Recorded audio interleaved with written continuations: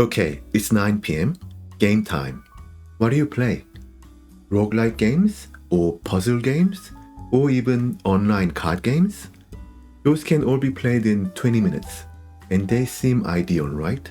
I mean, they don't have a long storyline, heavy lore, character backgrounds, and other things that drag out the playtime. We only have about 2 hours to play anyway. But should you always choose those quick, short session games?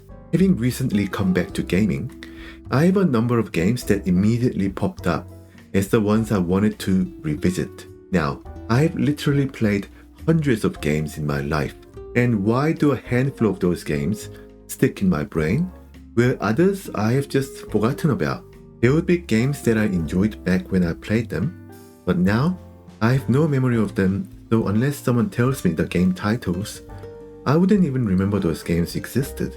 I look at my Steam library and I wonder, I didn't even know I ever bought these.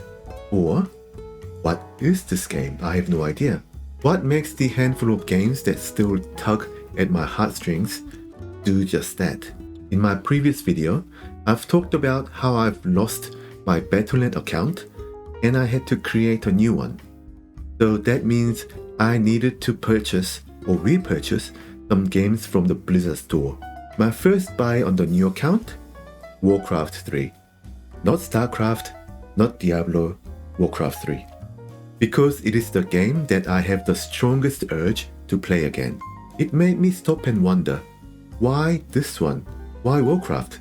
Why does this game stay stuck in my brain while others, games I supposedly enjoyed at the time, just disappear? Why didn't Warcraft 3 disappear?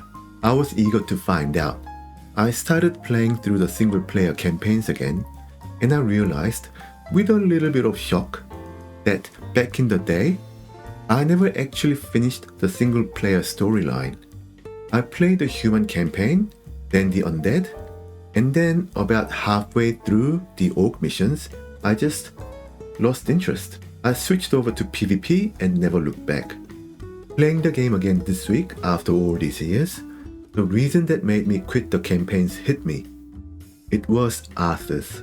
No, actually, it was the lack of Arthas in the orc campaign. Hear me out.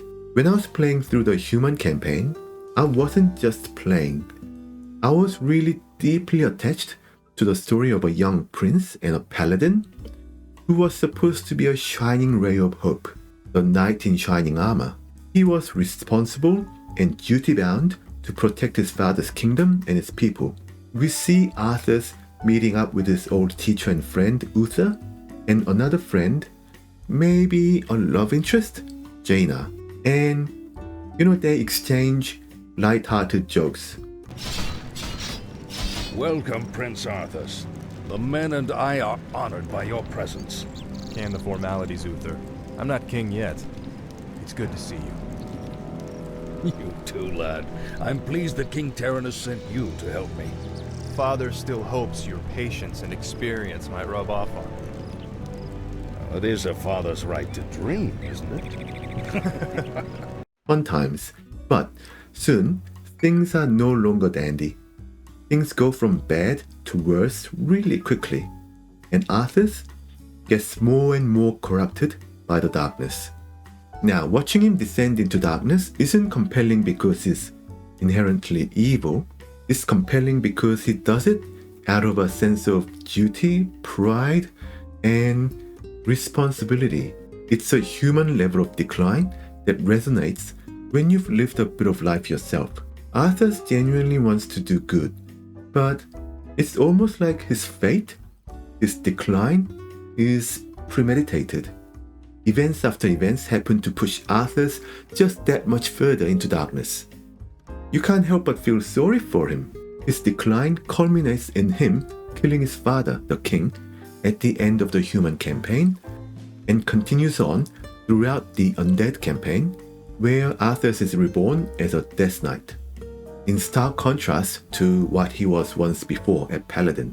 I was really compelled to this character, and so I was compelled to see his story through the two campaigns. By the time the Orc campaign started, As much as I like Throne, I do really like Throne, it felt like I'd been pulled away from the main event, the main storyline, which was Arthas. So I felt like I'd lost a character that made me feel something. So I lost interest in the overall campaign.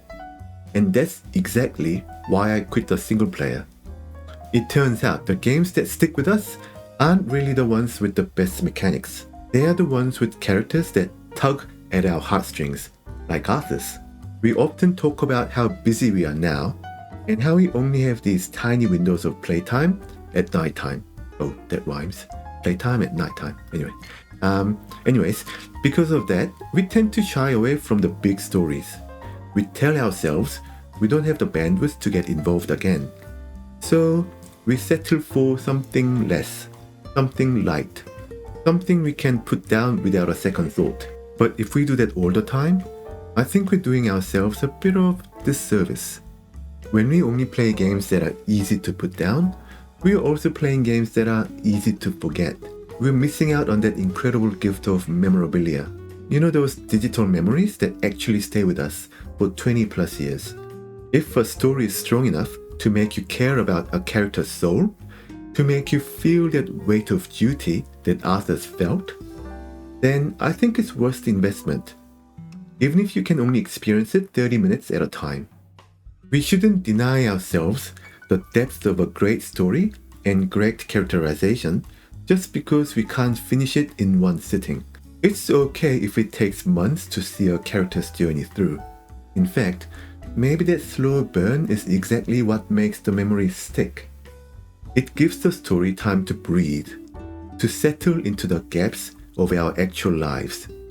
We shouldn't be afraid to commit to a character who speaks to us, even if our 6 a.m. alarm says we should be more practical. Personally, I am really glad I made a choice to go back to Battle.net, and I'm really glad that I made the choice to repurchase Warcraft 3. I'm finally going to finish what I started with Arthas years ago, and play through the full single-player campaigns. As far as Warcraft 3 is concerned, I'm not looking for quick sessions anymore. With some games, I'm okay with looking for a story, a feeling, or thought that stays. What about you? Did I convince you that maybe it's a good idea to leave some room for longer story and or character-rich games? Looking back at your own history, which game is the one you couldn't leave behind? Which character's story is so lodged in your brain that you had to go back to it? Let me know in the comments. I'd love to know other games that could leave a long-lasting impression on me the way that Arthas has. Happy gaming, and I'll see you in the next video. Bye for now.